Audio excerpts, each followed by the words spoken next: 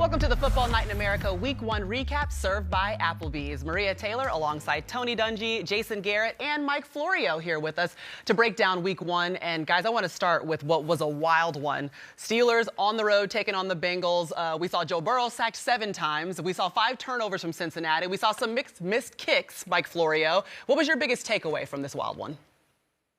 Well, I think it's that the Bengals still have plenty of work to do on that offensive line. They have 80% turnover on the starting 5 blockers for Joe Burrow. Now, it could be that they're not going to see a defense like Pittsburgh's anytime soon, but this year's version of the offensive line didn't look all that much different than last year's. I agree with you, Mike. We said Joe Burrow got hit way too much last year. Okay, Cincinnati went out. We're going to fix that. Free agents, draft choices, change the line out. Same results. You've got a great young quarterback. You've got to get him protected, Jason. It all depends on your perspective. You turn the ball over 5 times, 7 sacks. Pittsburgh has to go into overtime and beat you with a field goal late. Yeah. So if you're Zach Taylor, you come in here and say, obviously we got to get better up front, no question about that. But to play with that team in our division for that long, as poorly as we played, it almost gives you a little sense of hope if you're looking for silver linings. But they got to get that front squared away. And if you're Mike Tomlin, you're saying what, Coach? Because you did have all those turnovers, and it was still quite the game. We've got to get better on offense. Mitch Trubisky has to take a step forward. Not having T.J. Watt is going to be a big, big blow to them. But I think Mike Tomlin likes where they are. He likes this underdog role, and nobody believes in us. And he's embracing the heck out of it, and he's instilling that feeling in his players. But losing Watt's going to be big for them. All right, let's move on to the Dolphins handling the Patriots. And obviously, we were all wondering what this Patriots offense would look like. Some of the reports coming out of camp was that it wouldn't be good. Didn't look good. But Tua Tagovailoa, on the other hand, he looked good with his new offense. I love what they did, kind of taking advantage of what Tua does well, getting the ball to Tyreek Hill, getting the ball to some of their receivers, quick game, a lot of read option stuff for Tua. It was great on offense, but the other side of the ball worries me.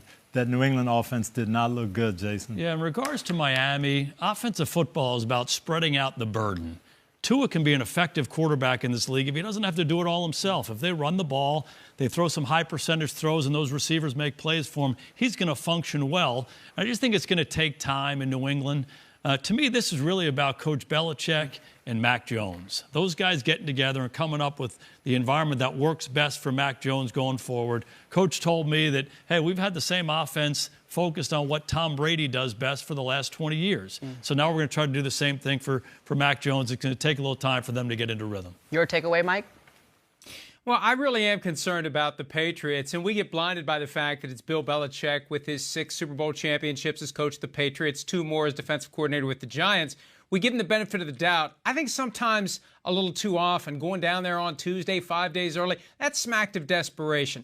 Having Matt Patricia, a failed former head coach who was a defensive coordinator, running the offensive line and calling plays, that just seems odd. But we give Bill Belichick a bye because it's Bill Belichick. Joe Judge, special teams coordinator, failed as the Giants head coach. He's running the quarterback's room. It just seems strange to me. And I think Bill Belichick, you hear him say over and over again, blame it on me. It's my ultimate responsibility. It's all on me. I think he knows he's got a lot of equity built up. He may as well burn through some of it while they figure out where they're going from here. Really, it's easy for him to say blame it on me when they're never going to blame anything on him. They're never going to fire him. But I just feel like it's going to take some time to work through this and figure out exactly what kind of a team they're going to be.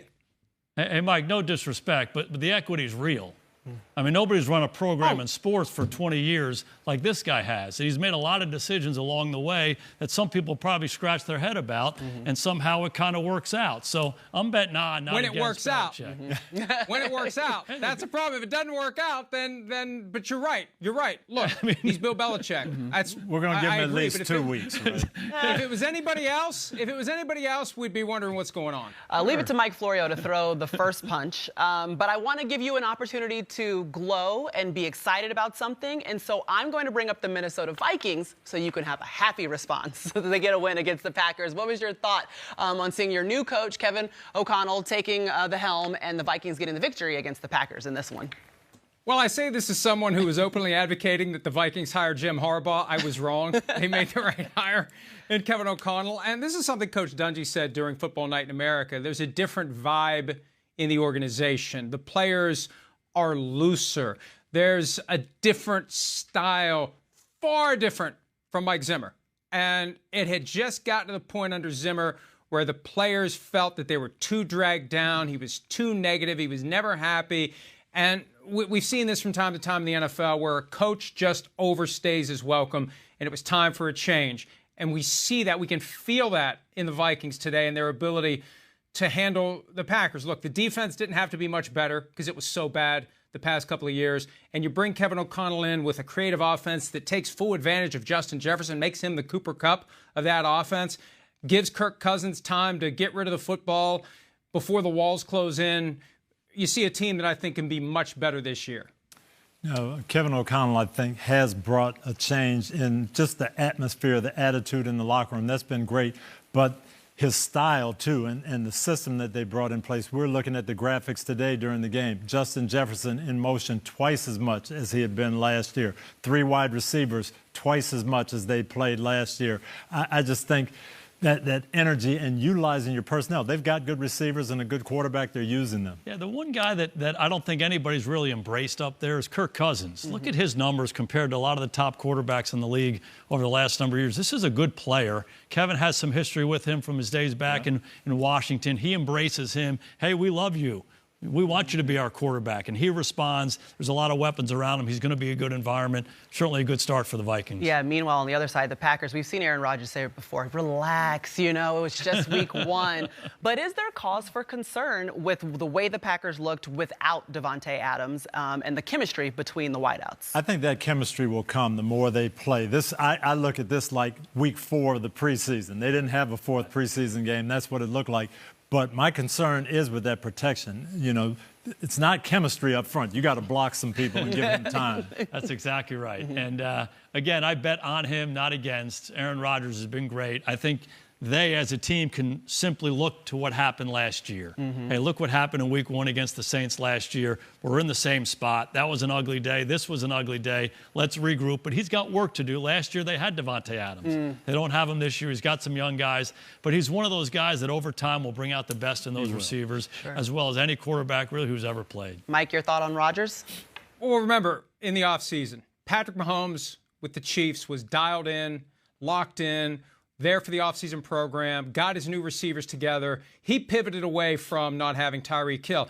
I'm still not convinced Aaron Rodgers put in enough work with his new receivers. He didn't put in any until training camp other than the mandatory minicamp. It's going to take time to get to wherever they're going to be post-Davante Adams. Meanwhile, we saw the 49ers taking on the Bears, and it was a sloppy game for sure. But, Mike, I'm going to come right back to you because, obviously, the quarterback situation, this is Trey Lance's, he's starting out the season. We know he's QB1, but give us an understanding of maybe what the vibe is of the team, how closely Jimmy Garoppolo's footsteps are behind or not, and what the path forward is for this 49ers team that's 0-1 to start the season. Well, the mere fact that Garoppolo is the number 2 quarterback on the depth chart after a month went by of the 49ers telling us all that Garoppolo was going to be gone is reason to wonder, is Trey Lance going to be the guy that Kyle Shanahan and the rest of the organization thought he was going to be when they made that move? They traded up to get the 3rd pick in the draft in 2021, and then they selected Trey Lance instead of Justin Fields, who beat them today. And it's hard to really tell because of the weather.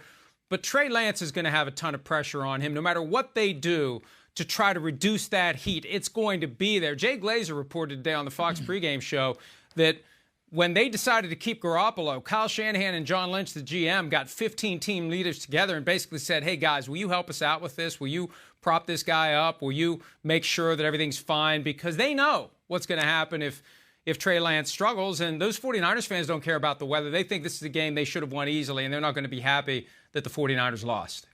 Yeah, usually when you're a top 5 pick as a quarterback, you're going to a bad football team that doesn't have a quarterback.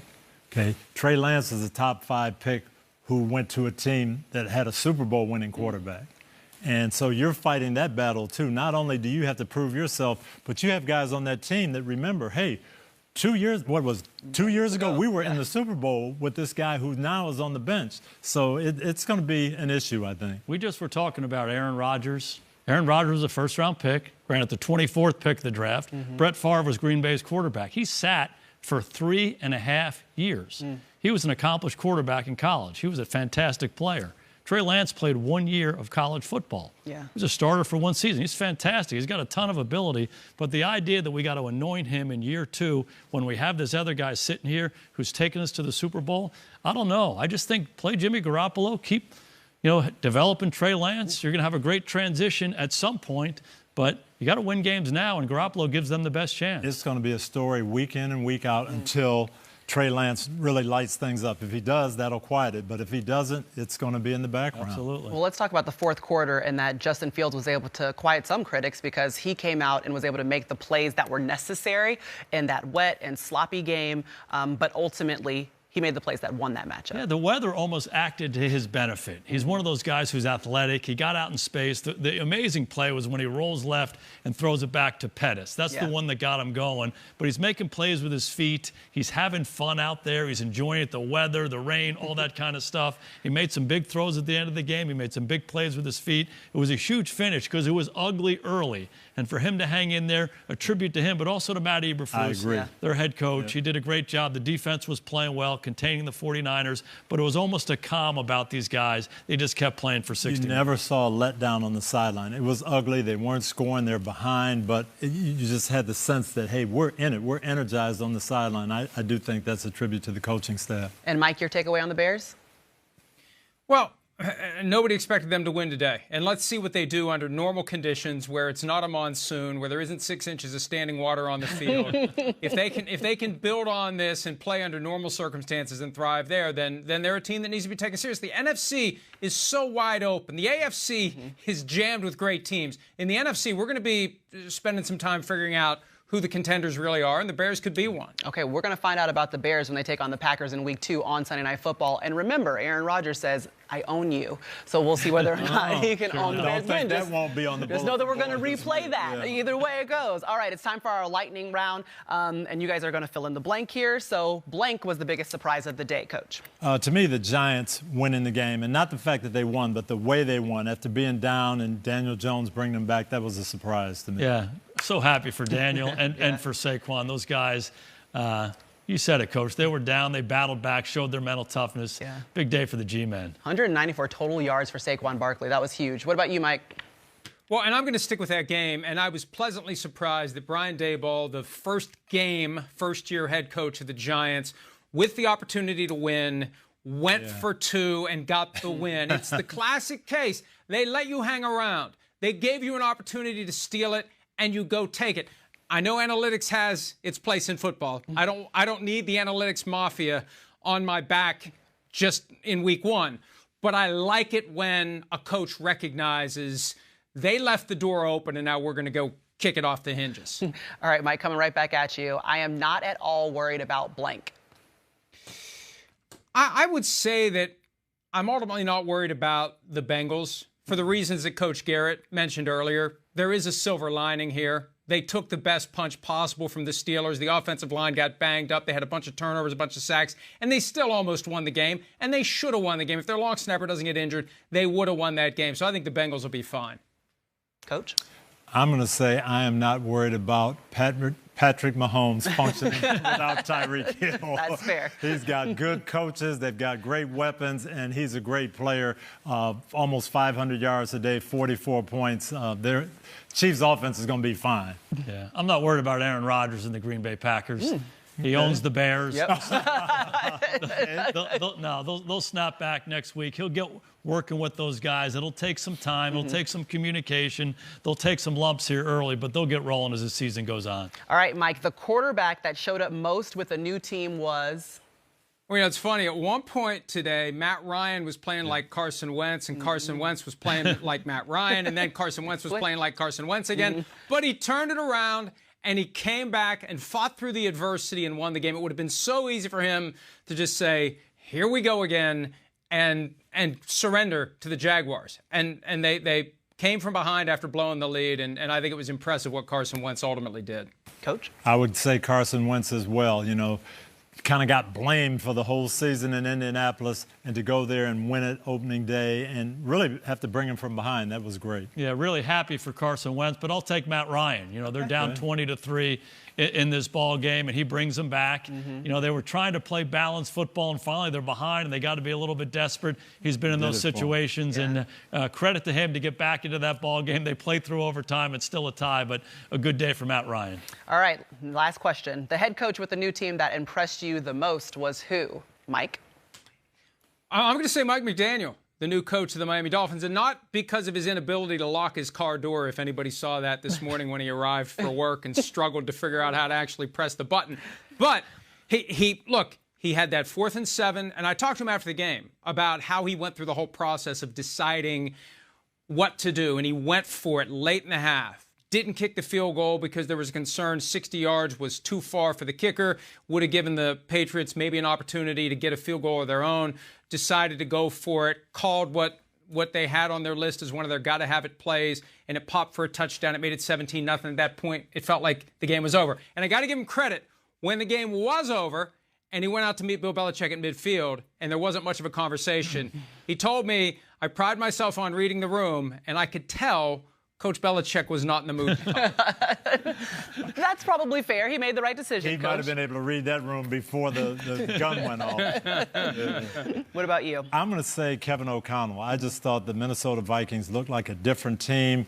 Kirk Cousins looked so comfortable in that offense, utilizing Justin Jefferson, Adam Thielen, the receiver core. I just thought the Vikings played great today. I agree. I'm going to stay in that NFC North with one of our former coaches, Matt Eberflus. Yeah. If you told us before the game who wins, Chicago or San Francisco, San Francisco is one of the better teams in the NFC. It was a monsoon. A lot of things worked to their advantage, but impressed with their start in Chicago. How long did it take you guys to get your first win? Took me 2 months. They don't come easy. Yeah, we won the first week. Coach won a lot more, though, over time. So it depends on how you look at it, okay? How you start or how you finish. Either way, we are finished with our Week 1 recap. Thank you so much for joining us. We've got the Bears, we've got the Packers, and Week 2 on Sunday Night Football. Obviously, football night in America. We will be here to get you set at 7 Eastern, so make sure you join us, and thanks for watching.